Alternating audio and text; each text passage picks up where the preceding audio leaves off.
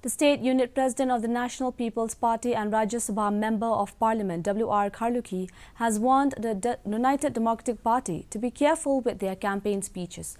Kharlukhi was referring to the statements made by the UDP leaders during the election campaign that there will be a change in the government if the party wins the Soyang constituency. He also said that political changes are likely after the Soyang polls, adding maybe a big change or small change, but something is going to happen. Kharlukhi further said that if the UDP is having that mentality after the elections of taking away the government from the NPP, it is quite natural that they will be thrown out.